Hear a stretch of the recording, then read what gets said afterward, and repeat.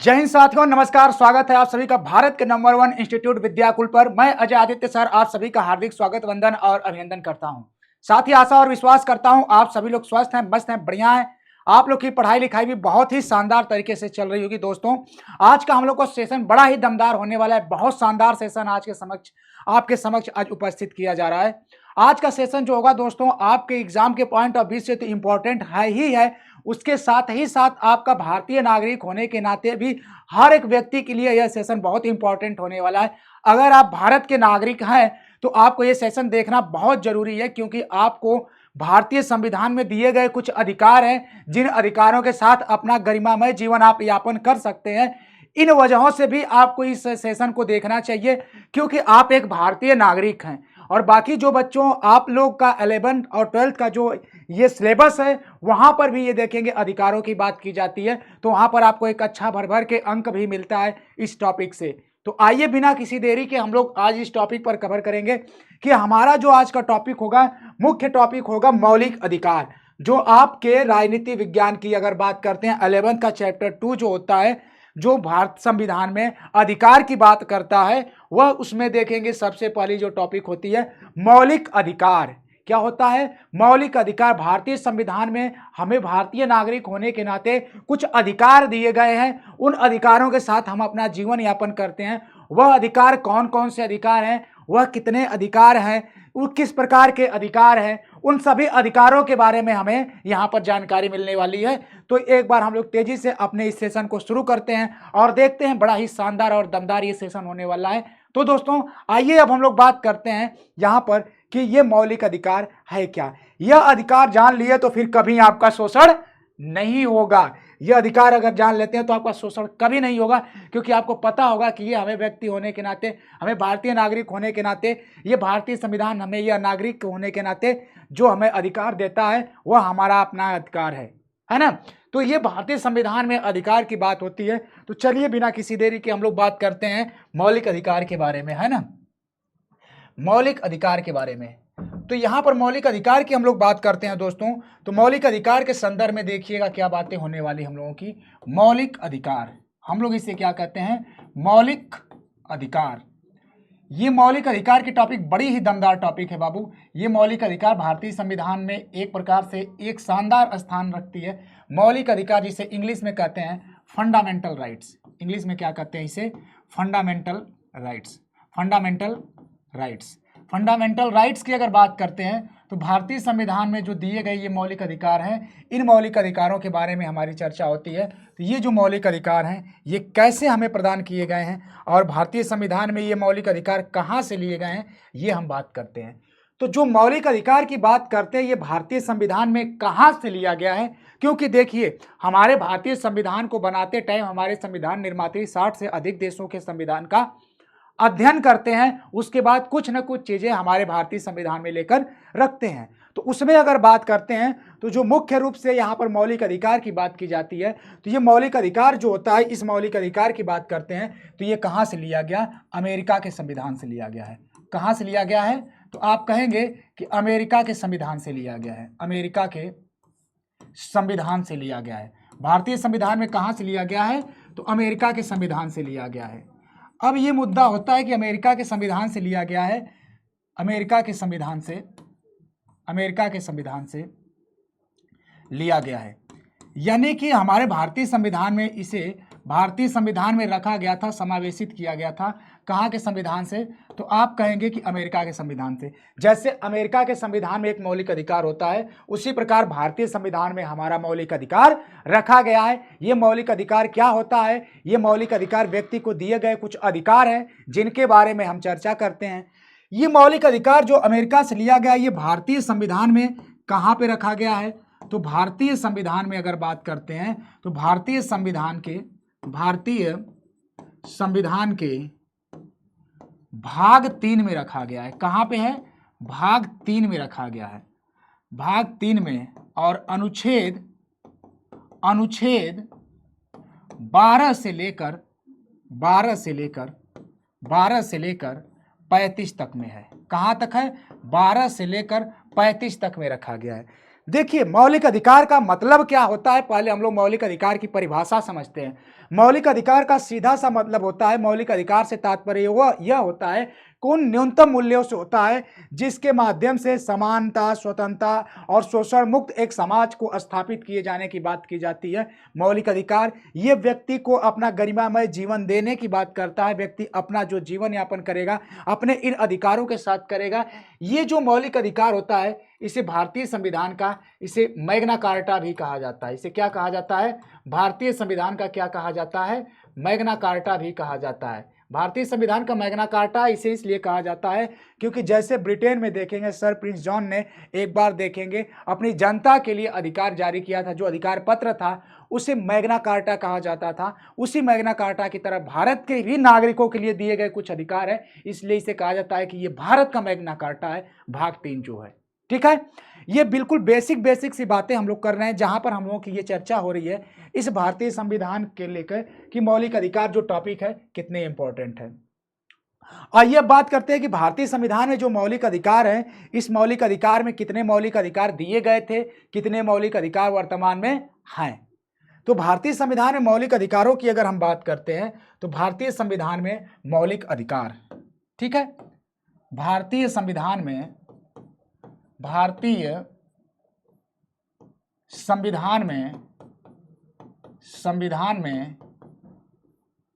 मौलिक अधिकार में मौलिक अधिकार, तो भारतीय संविधान में जो मौलिक अधिकार हैं दोस्तों ये कितने हैं? तो आप कहेंगे कि भारतीय संविधान में मौलिक अधिकारों की संख्या जो होती है यह कितना थी? तो पहले मौलिक अधिकारों की संख्या क्या थी?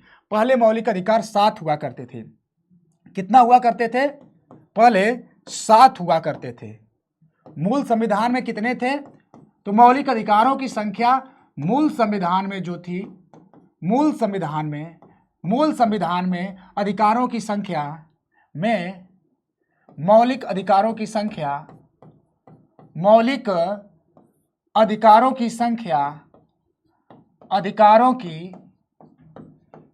संख्या 7 हुआ करती थी। कितना थी?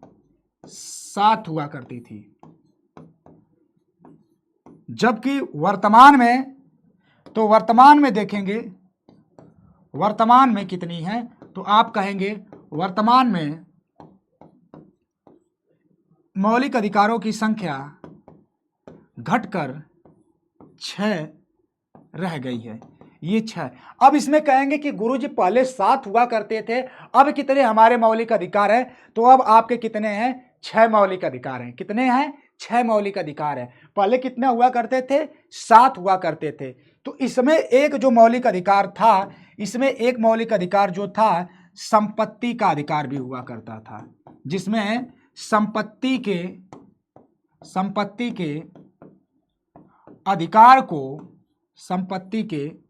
अधिकार को 44वें संविधान संशोधन, किससे? 44वें संविधान संशोधन अधिनियम 1978 द्वारा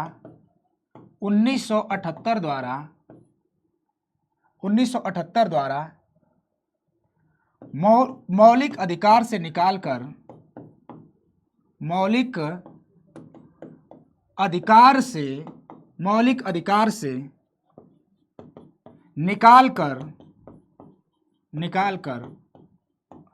भाग 12 के अनुच्छेद 300 क के अंतर्गत अनुच्छेद 300 क के अंतर्गत कानूनी अधिकार यानी लीगल राइट, कानूनी अधिकार के रूप में रखा गया। अब समझ रहे हैं आप लोग बात को? यहां पर बात समझिएगा आप सभी लोग, बड़ी इंपॉर्टेंट बातें हम लोगों की हैं ये, यहां पर हम लोग जो बात कर रहे हैं अभी कि जो मौलिक अधिकार हमारे थे, मौलिक अधिकार जो मूल संविधान जब हमारा बना था, तो मौलिक अधिकार जब मूल संविधान था उसमें कितनी इनकी संख्या थी, तो उस समय इनकी संख्या 7 हुआ करती थी। अब कितनी है? 6 है। जो एक संपत्ति का अधिकार था उसे 44वें संविधान संशोधन अधिनियम 1978 के द्वारा क्या किया गया, यहां से निकालकर उसे कानूनी अधिकार बना दिया गया भाग 12 के अनुच्छेद 300 क के अंतर्गत। आप देखेंगे कि इसकी जो मांग की गई थी सबसे पहले हमारे भारतीय संविधान में मौलिक अधिकारों की जो मांग की गई थी दोस्तों, ये जो मांग हुई थी 1928 की अगर हम बात करते हैं तो 1928 में देखेंगे कि एक नेहरू रिपोर्ट आई थी, यानी कि मोतीलाल नेहरू के नेतृत्व में ये 1928 में मांग की गई थी, है ना। ये देखेंगे कि जो एक सूची बनाई गई थी नागरिकों के लिए, तो इसकी जो मांग थी 1928 में नेहरू जी ने, है ना, किसने? नेहरू जी ने मांग उठाई थी। नेहरू जी ने मांग उठाई थी कि नहीं भाई हमारे क्या होने चाहिए, उठाई थी ये क्या होना चाहिए, हमारे अपने मौलिक अधिकार होने चाहिए। और इन मौलिक अधिकारों के साथ हमारे भारत में, यानी कि जो भी देश होता है, लोकतांत्रिक देश होता है, वहां की नागरिकों के लिए दिए गए कुछ अधिकार होते हैं, उन्हें ही क्या कहा जाता है? मौलिक अधिकार कहा जाता है। यह बात आप समझ गए होंगे, उन्हें ही क्या कहा जाता है? मौलिक अधिकार कहा जाता है। अब देखिएगा कि जो हमारे भारतीय संविधान में ये मौलिक अधिकारों की हम लोग जो अभी बात कर रहे थे, इनमें जो मौलिक अधिकार हैं, इन मौलिक अधिकारों की अगर हम बात करते हैं तो अब वर्तमान में कितने रह गए हैं, तो आप कहेंगे गुरुजी वर्तमान में 6 रह गए हैं। मूल संविधान में कितने थे? तो मूल संविधान में इनकी संख्या जो थी, ये मूल संविधान में इनकी संख्या 7 हुआ करती थी। कितनी थी? 7 थी। और देखेंगे कि इसे 1978 में 44वें संविधान संशोधन के द्वारा एक संपत्ति का अधिकार होता है, उसे देखेंगे भाग 12 के अनुच्छेद 300 क के तहत एक कानूनी अधिकार का रूप दे दिया जाता है। ठीक है ना। अब ये 7 थे, उसमें से एक संपत्ति का अधिकार जब निकल जाता है तो बचते कितने हैं आपके? आज कोई पूछेगा कि आपके भारतीय नागरिक होने के नाते आपके भारतीय संविधान में भारतीय नागरिकों के लिए कितने मौलिक अधिकार दिए गए हैं, तो आप क्या बताएंगे? आप कहेंगे कि 6 मौलिक अधिकार है। और वह 6 मौलिक अधिकार कौन कौन से हैं, उन 6 मौलिक अधिकारों को हम लोग देखने का प्रयास करेंगे। ठीक है, चलिए आगे देखते हैं। 6 मौलिक अधिकार है ना, उन 6 मौलिक अधिकारों के मौलिक अधिकार के प्रकार देखते हैं ना। मौलिक अधिकार के प्रकार, तो जो मौलिक अधिकार के प्रकार हैं इनको हम लोग देखते हैं। मौलिक अधिकार के प्रकार, मौलिक अधिकार के प्रकार। अब ये मौलिक अधिकार के प्रकार कितने हैं, तो कितने प्रकार के मौलिक अधिकार हैं? तो मौलिक अधिकार जो होते हैं कितने प्रकार के हैं वर्तमान में? 6 मौलिक अधिकार हैं वर्तमान में। तो कौन कौन से हैं जरा देखिएगा। सबसे पहले देखेंगे, जो सबसे पहला जो है वह समता या समानता का अधिकार है। किसका है? समता या समानता का अधिकार है। समता या समानता का अधिकार है। समता या समानता का अधिकार है।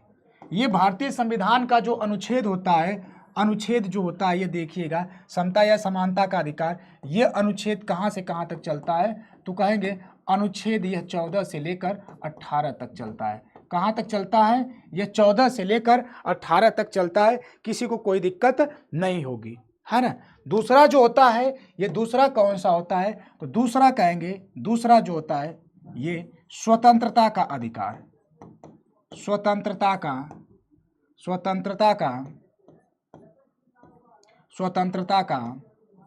अधिकार।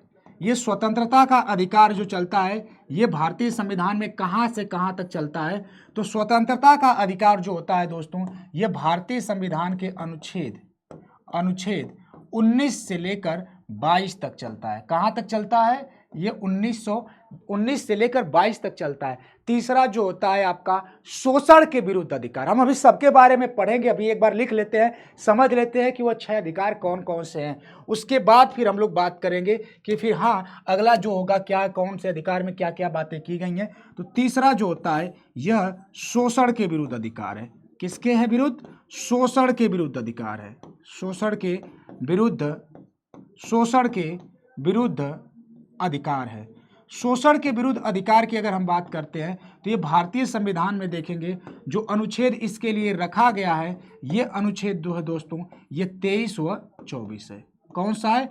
23 व 24, यानी अनुच्छेद 23 व 24 में शोषण के विरुद्ध अधिकार दिया गया है कि आपका शोषण नहीं होगा, उसके लिए कुछ प्रावधान किए गए हैं 23 व 24 में। और उसके बाद 25 से 28 तक क्या चलता है इसको देखते हैं। 25 से लेकर 28 तक क्या चलता है इसको देखते हैं। 25 से 28 तक है ना, धार्मिक स्वतंत्रता का अधिकार। किसका? धार्मिक स्वतंत्रता का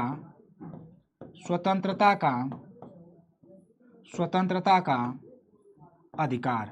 धार्मिक स्वतंत्रता का अधिकार जो होता है दोस्तों ये भारतीय संविधान में कहां से कहां तक चलता है, तो आप कहेंगे ये भारतीय संविधान में अनुच्छेद 25 से लेकर कहां से कहां तक, 25 से लेकर 28 तक चलता है। धार्मिक स्वतंत्रता के बारे में हम लोग अभी बात करेंगे कि धार्मिक स्वतंत्रता की जो बात होती है बड़ी इंपॉर्टेंट होती है। और यहाँ पर देखेंगे कि जो धार्मिक स्वतंत्रता के बारे में कई ऐसी बातें हैं जो आपको नई देखने को मिलेगी, नई सुनने को मिलेगी और बड़ा मजा आएगा, है ना। ये हो गया आपके 4 प्रकार का। अब 5वां प्रकार जो होता है, देखिएगा 5वां प्रकार जो होता है, इस 5वें प्रकार की अगर हम बात करेंगे आपसे तो देखिएगा दोस्तों, आप कहेंगे मजा आ रही है गुरुजी, क्या है आपको मजा आ रही है। और यहाँ पर 5वां जो होता है ना, संस्कृति एवं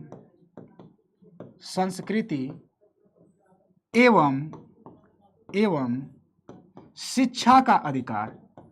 संस्कृति एवं शिक्षा का अधिकार। संस्कृति एवं शिक्षा का अधिकार ये क्या होता है? ये अनुच्छेद 29 व 30 में है। यह क्या है? अनुच्छेद 29 व 30 में रखा गया है। उसके बाद एक जो बचता है आपका बेहद इंपॉर्टेंट है, उसके बाद अगर हम बात करते हैं तो ये जो आपका बेहद इंपॉर्टेंट है, इसमें आपका देखिएगा संवैधानिक उपचारों का अधिकार। ये बहुत इंपॉर्टेंट है, ये सबसे इंपॉर्टेंट है। यहाँ पर इंपॉर्टेंट तो सब है मगर सब जो है ये आपको जो दिए गए अधिकार है, अगर ये 6ठा अधिकार नहीं होता तो ये सब जो होंगे यह लागू ही नहीं हो पाएंगे। और फिर इनका मतलब क्या होगा कि यहाँ पर आपका शोषण भी होगा तो आप शरण नहीं ले सकते न्यायालय की। इसलिए यहाँ पर कहेंगे संवैधानिक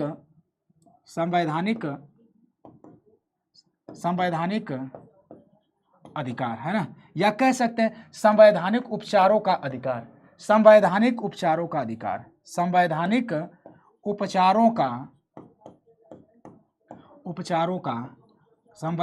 उपचारों का अधिकार ये भारतीय संविधान में कहां पर है?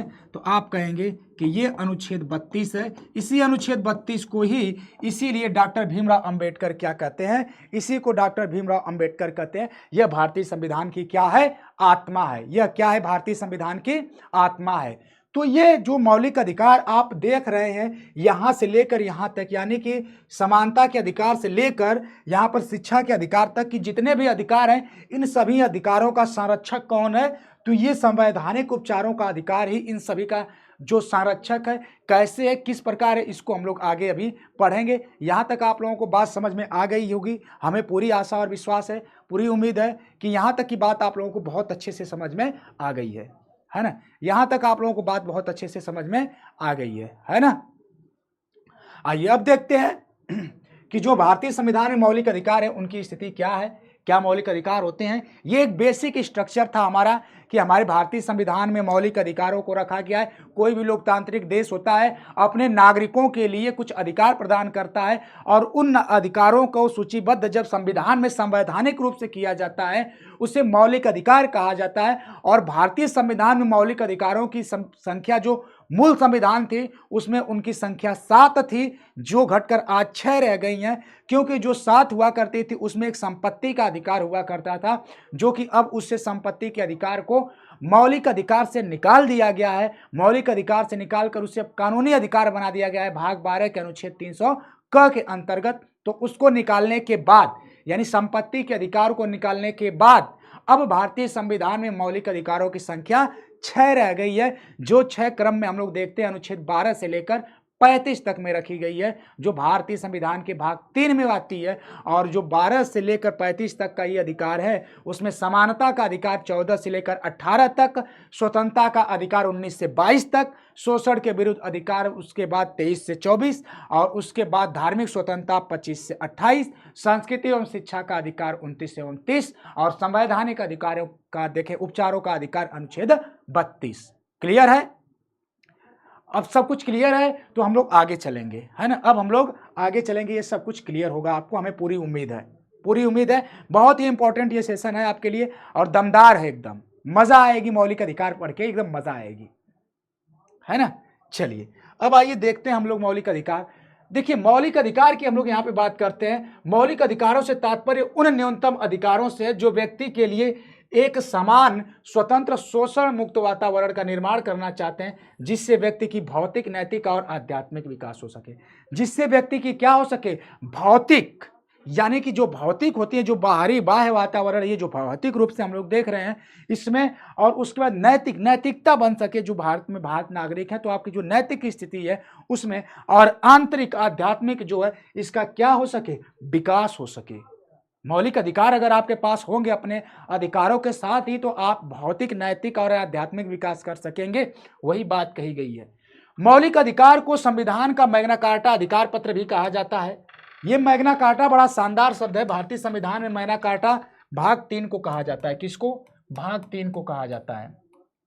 क्यों कहा जाता है? क्योंकि हमने आपको बताया कि 1215 ईस्वी में सर प्रिंस जॉन जो होते हैं, ब्रिटेन के जो राजा हुआ करते थे उस समय, वह वहाँ की जनता जो थी अपने राजा से अधिकारों की मांग कर रही थी, और मांग करने के लिए वह जो जनता थी वह राजा के पास जाती है, और राजा एक घोषणा पत्र जारी करते हैं, जिस घोषणा पत्र को वहाँ का मैग्ना कार्टा के रूप में जाना जाता है। उसी प्रकार से भारतीय संविधान के भाग 3 में भी एक मैग्ना कार्टा के रूप में भारतीय संविधान को दिया गया अधिकार है, जिसे कि भारतीय संविधान के मैग्ना कार्टा की उपाधि दी जाती है। मैग्ना कार्टा समझ गए होंगे आप लोग कि ये मैग्ना कार्टा होता क्या है। ये एक अधिकार पत्र होता है जो भारतीय संविधान के भाग 3 से लेकर अनुच्छेद 12 से 35 तक में मौलिक अधिकारों का वर्णन किया गया है। ये बड़ी इंपॉर्टेंट बात है आपके लिए कि भारतीय संविधान में मौलिक अधिकारों की बात की जाती है तो ये कहां से कहां रखी गई है? तो भाग 3 जो होता है अनुच्छेद 12 से 35 तक में रखी गई है। और दोस्तों, संविधान के आरंभिक काल में भारतीय नागरिकों को कितने मौलिक अधिकार थे? तो भारतीय संविधान को 7 प्रकार के मौलिक अधिकार थे, और मौलिक अधिकार प्राप्त किए गए थे। किंतु भारतीय संविधान में एक समय आने के पश्चात संपत्ति का जो अधिकार था उसे 44वें संविधान संशोधन अधिनियम 1978 के द्वारा संपत्ति के अधिकार को मौलिक अधिकार से निकाल दिया जाता है। और जब मौलिक अधिकार की सूची से हटा दिया जाता है तो इसे कहां रखा जाता है? इसे जो भारतीय संविधान के भाग 12 है उसके अनुच्छेद 300 क के अंतर्गत में क्या कर दिया जाता है? इसे आज के रूप में क्या बना दिया जाता है? कानूनी अधिकार का मतलब क्या हो जाता है? इसे मुन्ना लीगल राइट बना दिया जाता है। क्या किया जाता है? इसे कानूनी अधिकार के रूप में रखा जाता है। क्या आप लोग को हमारी बात समझ में आ गई? स्पष्ट है एकदम, सब कुछ क्लियर है आपको?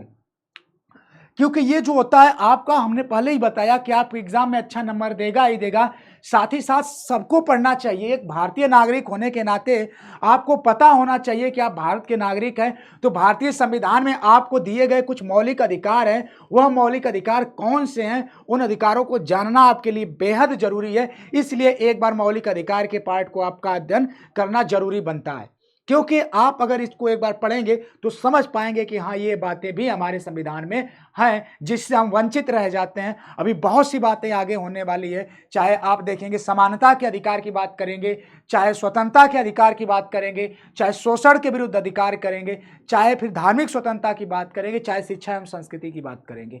हर जगह आपको कुछ न कुछ चीज़ें ऐसी नहीं मिलेंगी जो आपको लगेगा यार काश हम थोड़ा सा पहले इन बातों को जान चुके रहे होते तो आज ये दशा न होती। ठीक है, चलिए आगे देखते हैं कि मौलिक अधिकार में आगे की बात जो होती है कि यहाँ पर भारतीय संविधान का जो अनुच्छेद 12 के अंतर्गत मौलिक अधिकारों के अंतर्गत यहाँ पे देखेंगे उनके संदर्भ में राज्य को परिभाषित किया गया है कि आखिर राज्य जो शब्द है, राज्य का मतलब क्या होता है, क्या उसकी परिभाषा होती है। देखेंगे केंद्र एवं राज्य की जो इकाइयाँ होती हैं और अन्य बाकी के देखेंगे कि ये जो छोटी इकाइयां उनका जो परिभाषित किया गया है ये राज्य के अंतर्गत रखा गया है। और इसी के साथ 13 में ये कह दिया गया है कि न्यायिक समीक्षा के लिए न्यायपालिका जो होगी, न्यायपालिका को संवैधानिक अधिकार प्रदान किया जाएगा। यानी कि 13 में ये कहा जाता है कि जो न्यायपालिका है, यानी कि जो हमारी जुडिशरी है, जो हमारा न्यायालय है, उसके पास क्या होगी, संवैधानिक अधिकार प्राप्त होगा न्यायपालिका को न्यायिक समीक्षा करने के लिए।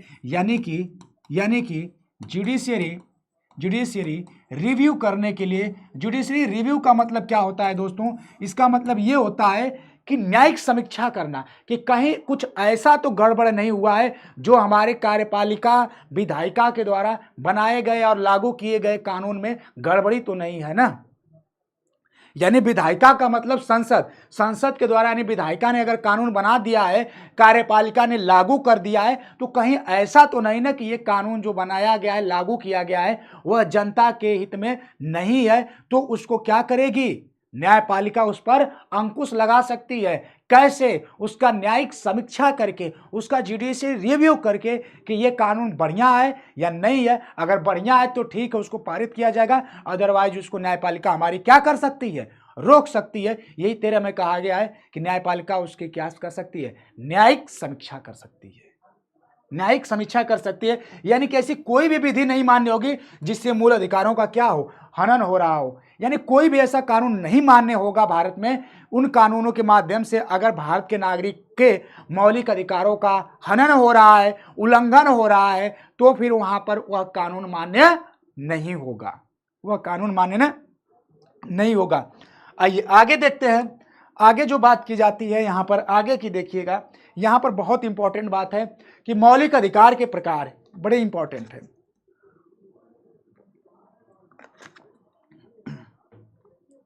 तो दोस्तों मौलिक अधिकार के प्रकार के बारे में हमने अभी आपसे चर्चा की ही है कि मूल संविधान में इनकी संख्या कितनी थी भैया, सॉरी, मूल अधिकार के प्रकार में तो 6 प्रकार के मौलिक अधिकार हैं। वर्तमान में कितने हैं, वर्तमान में 6 प्रकार के हैं, जबकि मूल संविधान में ये बताने वाली बात नहीं है मूल संविधान में कितने थे। तो आपका जवाब आता है कि मूल संविधान में 7 हुआ करते थे। कितने थे, 7 थे, है ना। ये बात एकदम स्पष्ट होगी, ये किसी को कोई डाउट नहीं होगा, क्योंकि बच्चा अक्सर इसमें कंफ्यूजन पैदा होता रहता है कि नहीं 6 है या 7 है। तो 7 हुआ करते थे जब हमारा संविधान बना था तब, मगर आज की डेट में 6 रह गए हैं। पहला जो होता है समानता का अधिकार, समता का अधिकार, अनुच्छेद जो होता है 14 से 18 तक चलता है। और उसके बाद हम लोग जब बात करते हैं तो देखिएगा 19 से 22 तक स्वतंत्रता का अधिकार, शोषण के विरुद्ध अधिकार 23-24 में है, धार्मिक स्वतंत्रता का अधिकार 25-28 में है ना। और संस्कृति एवं शिक्षा का अधिकार 29-30 में है। और संवैधानिक उपचारों का अधिकार जो होता है यह अनुच्छेद 32 सबसे इंपॉर्टेंट है। इंपॉर्टेंट तो यहां पर सब है मगर सबसे इंपॉर्टेंट ये है, क्योंकि इसे यानी कि अनुच्छेद 32 को ही डॉक्टर भीमराव अंबेडकर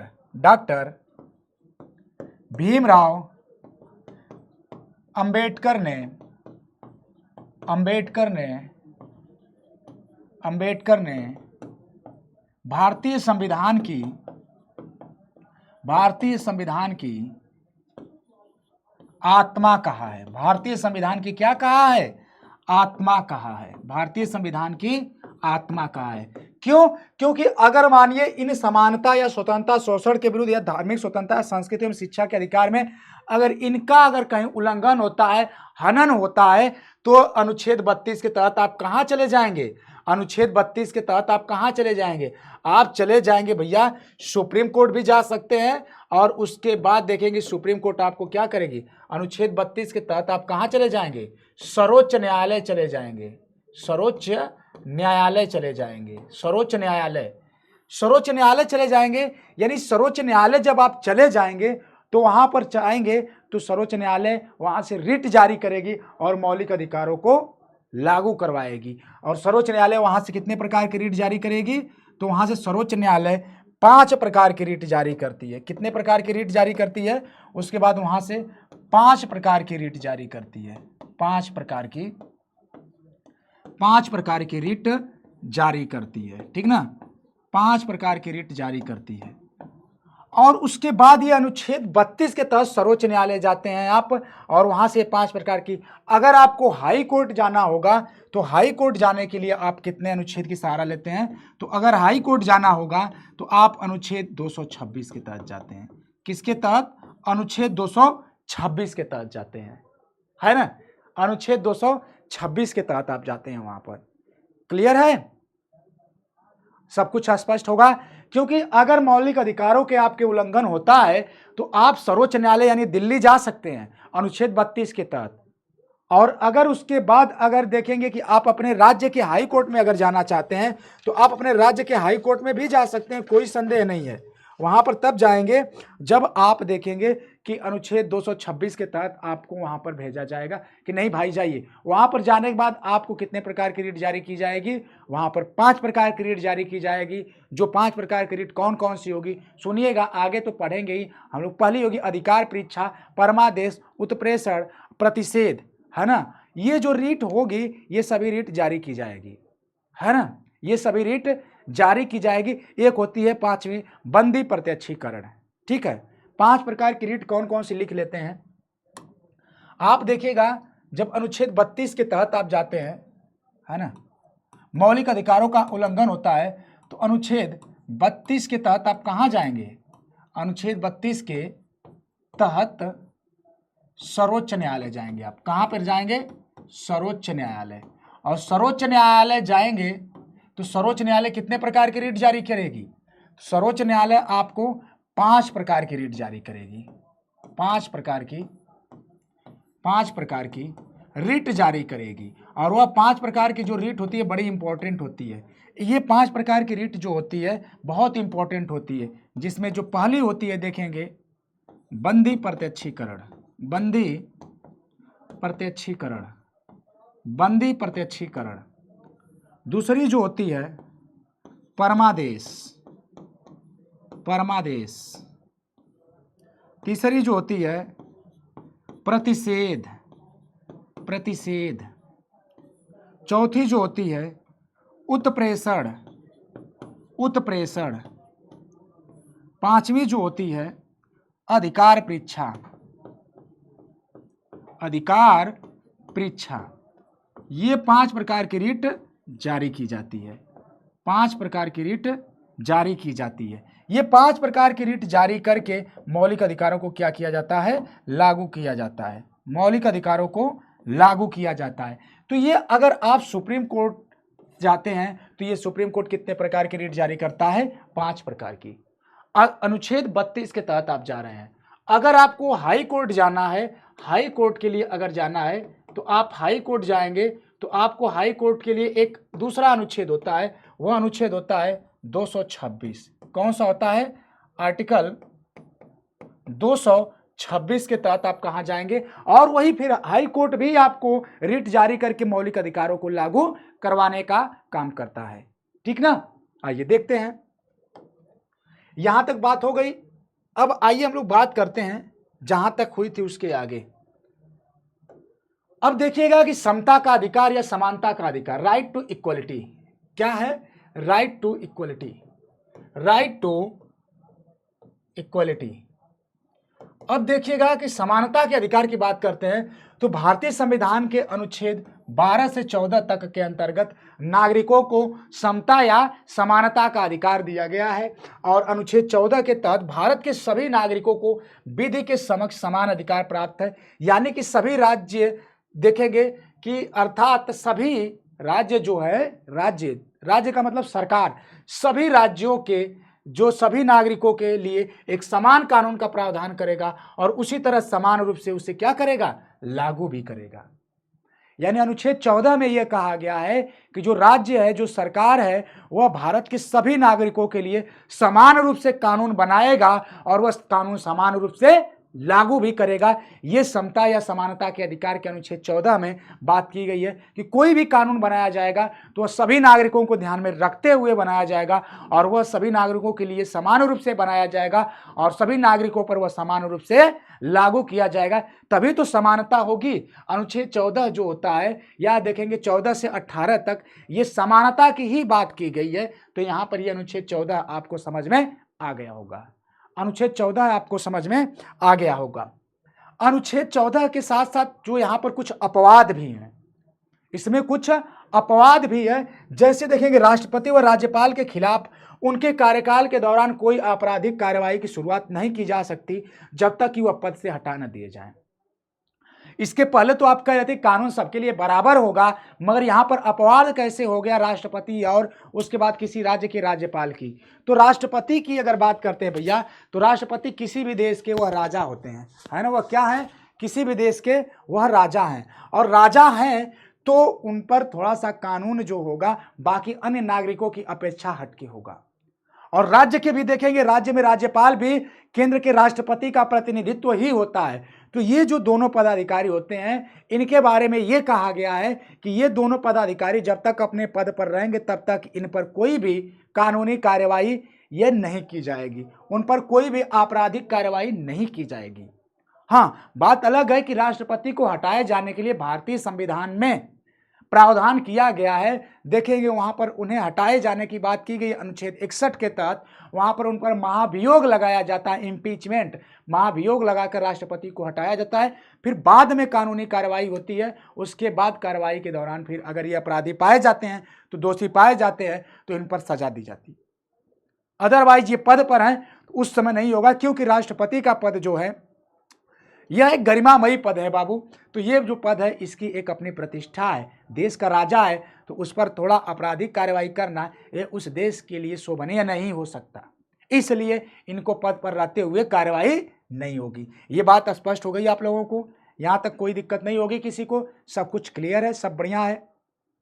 चलिए, सब कुछ क्लियर है तो चलिए आइए आगे देखते हैं अब क्या बात होती है। अनुच्छेद 15 जो होता है, अनुच्छेद 15 क्या होता है, यहां पर कहा जाता है कि इसके तहत प्रावधान किया गया है कि राज्य, धर्म, जाति, लिंग, मूल, वंश, जन्म स्थान के आधार पर कोई भेदभाव नहीं करेगा। अनुच्छेद 15 जो है, ये आर्टिकल 15 जो है यहां पर क्या देता है, तो देखिएगा आर्टिकल 15 जो कहता है कि अनुच्छेद 15 आर्टिकल 15 ये कहता है कि किसी भी व्यक्ति के साथ उसके जन्म स्थान, है ना, उसकी जाति, जन्म स्थान, जाति, मूल वंश, धर्म, लिंग, जाति, धर्म, लिंग के आधार पर, है ना, उसके जाति, लिंग, मूल वंश, जन्म स्थान के आधार पर यहां पर भेदभाव नहीं करेगा, भेदभाव नहीं। यानी कि अनुच्छेद 15 कहता है कि राज्य जो होगा वह अनुच्छेद 15 के तहत किसी भी व्यक्ति के साथ ये भेदभाव नहीं करेगा कि नहीं भैया आपकी जाति ये है, आपका धर्म ये है, आपका मूल वंश ये है, आपका लिंग ये है, आपका जन्म स्थान यहाँ पर है, इस आधार पर हम आपके साथ भेदभाव कर रहे हैं। ऐसा बिल्कुल कतई नहीं होगा, ऐसा बिल्कुल कतई नहीं होगा। ये अनुच्छेद 15 इस पर क्या करता है, अंकुश लगाता है, इस पर क्या करता है, अंकुश लगाता है, कहता है कि आप ऐसा बिल्कुल नहीं करेंगे। अगर मानिए किसी के साथ आप उसके धर्म के आधार पर या जन्म स्थान के आधार पर भेदभाव करते हैं तो भैया फिर समानता कहाँ रह गई, तब तो असमानता आ गई ना। और अनुच्छेद 14 से लेकर 18 तक समानता के बारे में बात की गई है। बड़ी मजेदार बात है, आप थंबनेल पे देखेंगे ये जो मौलिक अधिकार है आपके लिए लाइफ चेंजिंग है, क्योंकि आप भारत के नागरिक हैं। अगर भारत के नागरिक हैं तो भारतीय नागरिक होने के नाते मौलिक अधिकार आपको पढ़ना ही पढ़ना चाहिए, जिसके माध्यम से आपको पता चल सके कि भारतीय संविधान में आपको कितने अधिकार और किस प्रकार से अधिकार दिए गए। तो कहने का मतलब जैसे ये पेन है, अब ये पेन यूज कर रहे हैं हम भी, आप भी, बाकी सर लोग भी। अब मानिए कि इस पेन की अगर यूज करने की बात किया जाए तो सभी लोग इसको समान रूप से यूज करें, कोई दिक्कत नहीं है। अब यहां पर देखिए कि अगर कोई यहां पे जैसे है कहे कि नहीं आपका जन्म स्थान वहां पर हुआ है इसलिए आपको ये पेन यूज नहीं करने दी जाएगी, तब तो समानता नहीं रह गई, तब तो यह पेन पर विशेषाधिकार हो गया। इसलिए अनुच्छेद 15 कहता है कि नहीं, बिल्कुल नहीं, भारत में सभी लोग क्या है, भाई भाई है, सब समान है, सबके साथ समान व्यवहार होगा, किसी के साथ भेदभाव नहीं होगा इन आधारों पे। यही बात अनुच्छेद 15 में कही गई थी, यही बात अनुच्छेद 15 में आपको देखने को मिली है। अब देखिएगा यहां पर आप देखेंगे कि अनुच्छेद 16 जो कहता है कि देखिए जैसे 15 में और बहुत सी बातें होती हैं, 15 का ABC जो होता है उसमें बातें होती हैं कि जैसे कोई स्नानाघाट होता है या कुआं हो गया या फिर कहीं अन्य जगहों पर है, ये भेदभाव नहीं किया जाएगा, सब लोग जा सकते हैं, ले सकते हैं पानी, ठीक है। अब उसके बाद 16 के तहत कहा गया है कि भारत के सभी नागरिकों को राज्य के अधीन किसी भी पद पर नियुक्ति के लिए उपलब्ध समान अवसर की प्राप्ति का अधिकार है। यह बड़ा अच्छा प्रश्न है, ये बड़ा अच्छा अनुच्छेद है जो 16 ये कहता है कि इसके अंतर्गत अगर भारत के नागरिक हैं, आप भारत राज्य के अधीन आप आते हैं तो आप किसी भी पद पर नियुक्ति के लिए उपलब्ध समान अवसर की प्राप्ति का अधिकार होगा। यानी कि कोई अगर एक पद आती है, जैसे मानिए कि कोई अगर आपको बनना है, जैसे किसी भी पद पर आप जाना चाहते हैं तो उस पद पर जाने के लिए सबके पास क्या होगा, समान अवसर होगा। आप चाहे किसी जाति के हो, किसी धर्म के हो, कहीं भी मूल वंश हो, कहीं भी जन्म स्थान हो, आप महिला हो चाहे आप पुरुष हो, कुछ भी हो, आपको सबको वहां पर क्या होगा, समान अवसर होगा और आप सभी लोग उस पद के लिए उस समान अवसर की प्राप्ति का अधिकार रखते होंगे। आप सभी लोग उस फॉर्म को फिलअप करेंगे और उस पर अपना अधिकार जताने के लिए उसकी योग्यता अपनी प्रदर्शित कर सकते हैं और वह अधिकार के माध्यम से आप उस पद को पा सकते हैं। यह अनुच्छेद जो होता है 16 आपके लिए रखा गया है। क्या यह बात आप लोगों को समझ में आ गई?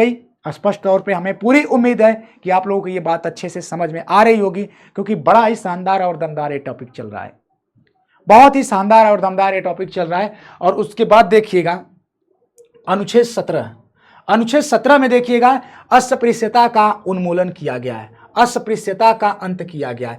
अस्पृश्यता का मतलब क्या होता है दोस्तों? अस्पृश्यता का मतलब क्या होता है कि जैसे देखेंगे कि छुआछूत है ना, छुआछूत का मतलब समझते हैं ना, छुआछूत का मतलब अनटचबिलिटी है ना, अनटचबिलिटी, अनटचबिलिटी का मतलब क्या होता है, अस्पृश्यता यानी कि छुआछूत। अनुच्छेद 17 के तहत अस्पृश्यता का अंत कर दिया गया है, यानी कि यदि आप इसे कोई अपने जीवन में अपनाते हैं या ऐसी भावना प्रकट करते हैं तो यह क्या है, यह दंडनीय अपराध घोषित कर दिया गया है। क्या है, यह दंडनीय अपराध घोषित किया गया है कि नहीं भाई साहब, आप इस जाति के हैं, इस धर्म के हैं, इस मूल वंश, यहाँ पे आपका जो महिला है या पुरुष है आप, है ना, इस आधार पे अगर किसी के साथ अगर भेदभाव करते हैं, ठीक है, ये बातें तो हो ही रही थी, अभी आप देख ही रहे थे। यहाँ पर स्पेशली जो होता है ये छुआछूत की बात की जा रही है कि नहीं, होता है ना कि आप ऐसे हैं आप वैसे हैं, तो इस हिसाब से अगर इस लिहाज से कोई अगर आधार बना के अगर किसी के साथ व्यवहार करता है तो यह क्या है, ये दंडनीय अपराध है। यह क्या है, यह दंडनीय अपराध है और आपको सजा भी मिल सकती है भारतीय संविधान के दिए गए प्रावधानों के अनुसार, और आपको जेल और जुर्माना भी हो सकता है। तो आप कहेंगे कि अनुच्छेद 17 के तहत क्या कर दिया गया है, अस्पृश्यता का अंत कर दिया गया, अस्पृश्यता का उन्मूलन कर दिया गया है अनुच्छेद 17 के तहत, अनुच्छेद 17 के तहत। यह बात स्पष्ट हो गई, यहां तक एकदम स्पष्ट हो गई होगी, क्लियर, क्योंकि बड़ी इंपॉर्टेंट बातें चल रही हम लोगों की और बहुत ही दमदार ये सेशन आपके लिए है, क्योंकि आपके एग्जाम में यहां से बड़े ही अच्छे अच्छे प्रश्न बनते हैं। तो आइए आगे बात करते हैं, यहां पर आगे बात करते हैं। तो आगे जो बातें होंगी हम लोगों की, इसमें देखिएगा अनुच्छेद 18 है ना, अनुच्छेद 18 के अंतर्गत देखेंगे, अनुच्छेद 18 जो है, अनुच्छेद 18 जो होता है वह उपाधियों का अंत करता है। अनुच्छेद 18 ये क्या करता है, उपाधियों का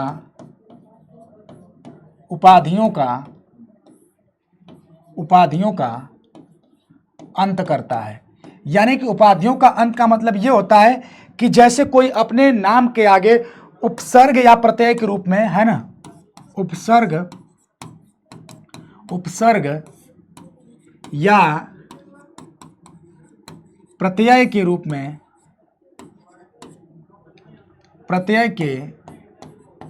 रूप में, नहीं लगा सकता, नहीं लगा सकता। यानी कि देखेंगे जो उपाधि है, उपाधि को जैसे बहुत से लोग होते हैं ना, कहते हैं कि हमारी उपाधि राजाधिराज, महाराज, परम भट्टारक, वजीर आलम, दबंग, बाहुबली, फलाने दबंग, शेर सिंह, है ना, बाहुबली, फलाने, है ना, नाम के आगे लिखते हैं ना ये लोग। इससे क्या होता है, इससे भौकाल बनाने के लिए लिखते हैं कि नहीं फलाने ये फलाने वो। तो जो नाम के आगे जो भौकाली टाइटल लगाते हैं या नाम के बाद जो भौकाली टाइटल लगाते हैं, यह आप नहीं लगा सकते। ये भारतीय संविधान में इसके लिए क्या किया गया है, अंकुश लगाया गया है कि अगर आप ऐसा करते हैं तो इससे आपको विशेषाधिकार प्राप्त हो जाएगा। और जो कि हमारे भारतीय संविधान में 14 से 18 तक में समानता की बात की गई है, तो आप समानता कहाँ रह गए, समान कहाँ रह गए, आप तो विशेष हो गए ना। अपने नाम के आगे अगर बाहुबली लगा लेते हैं, दबंग लगा लेते हैं, या फिर कुछ ऐसी टाइटल लगा लेते हैं जिससे कि आप थोड़ा सा अपने आप को यूनिक दिखते हैं, तो बाकी के लोगों की नज़रों में ये होंगे कि आप बाहुबली हैं, आप दबंग हैं, राजाधिराज, परम भट्टारक। तो ये उपाधि कहा गया कि बिल्कुल नहीं, ये उपाधि चलेगी, आप बिल्कुल नहीं लगा सकते। हाँ, किंतु कुछ अपवाद है। जैसे देखेंगे कि जैसे अपवाद के स्वरूप अगर हम बात करते हैं तो अपवाद स्वरूप देखेंगे यहां पर, जैसे अपवाद सेना में, है ना, सेना में परमवीर चक्र, है ना, या फिर उसके बाद यहाँ पर देखेंगे और बाकी अन्य उपाधियाँ जो होती हैं, ये जो होती है, ये अन्य उपाधियाँ आप लगा सकते हैं, ये अन्य उपाधियाँ लगा सकते हैं। यानी कि जो सेना में मिलती है, परमवीर चक्र वगैरह की जो भी उपाधियाँ मिलती है आप लगा सकते हैं, क्योंकि वो उपाधि नहीं होती, वह क्या होता है, सम्मान होता है। या फिर आप अपने देखेंगे कि जो डॉक्टरेट की उपाधि होती है ना, डॉक्टर की उपाधि, ये आप क्या कर सकते हैं, लगा सकते हैं, क्योंकि यह क्या है, यह आपको देखेंगे कि यह उपाधि नहीं, यह क्या है, आपको यह सम्मान है। इसको क्या कहा जाएगा, यह आपकी उपाधि नहीं है, यह क्या है, यह आपको सम्मान मिला है। और सम्मान मिला है जिससे कि समाज में क्या होगा, इससे समाज में क्या होगा, इससे समाज में क्या होगा, सकारात्मक उपदेश जाएगा। इससे समाज में सकारात्मक उपदेश जाता है। ठीक है, इसलिए आप लगा सकते हैं। बाकी आप अपने नाम के आगे दबंग लगा लेंगे, बाहुबली लगा लेंगे, तो कौन सा उपदेश जाएगा, तो नकारात्मक हो जाएगा, इसलिए आप उसको नहीं लगा सकते। और बाकी का ये अपवाद है जिसके बारे में आप देख रहे हैं, कारण यही है कि ये सकारात्मक है। और उपाधियों का अंत भारतीय संविधान के अनुच्छेद 18 में किया गया है। आई होप कि आप लोगों को यहाँ तक बात अच्छे से समझ में आ गई होगी, उसके बाद जो हम लोग का होता है, अगला जो होता है अनुच्छेद 19 से 22 तक, अनुच्छेद 19 से 22 तक जो चलता है, 22 तक जो चलता है, ये देखेंगे आपके स्वतंत्रता का अधिकार है, स्वतंत्रता का अधिकार है। और इस स्वतंत्रता के अधिकार के बारे में हम लोग बात करते हैं तो कितने प्रकार की स्वतंत्रता है और कौन कौन सी स्वतंत्रता है, बड़ा ही इंपॉर्टेंट और ये दिलचस्प टॉपिक बनती है, जिस टॉपिक के बारे में हम लोग बात करेंगे अगली किसी नेक्स्ट वीडियो में, है ना। नेक्स्ट वीडियो में जब बात होगी तो उस पर हम लोग चर्चा करेंगे। आज की क्लास हमारी ये वाली यहीं तक रहेगी, अगली मुलाकात जब होगी तो हम लोग इसके आगे चर्चा करेंगे। ठीक है, तो आई होप कि आप लोगों को क्लास अच्छी लगी होगी, पसंद आई होगी। तो एक बार लाइक करके वीडियो को शेयर जरूर करिएगा। चैनल को सब्सक्राइब नहीं किया तो जरूर सब्सक्राइब कर लीजिएगा, क्योंकि आगे की बात हमारी अब इसके अगली क्लास में होगी जो स्वतंत्रता के अधिकार से शुरू होगी। तो एक बार चैनल को लाइक करके शेयर जरूर करिएगा। वीडियो अच्छी लगी तो जरूर कमेंट सेक्शन में बताइएगा आपको ये क्लास कैसी लगी है। तो अगली मुलाकात होगी हम लोग की आगे किसी नेक्स्ट वीडियो में। तब तक के लिए आप सभी को जय हिंद, नमस्कार, राधे राधे, थैंक यू।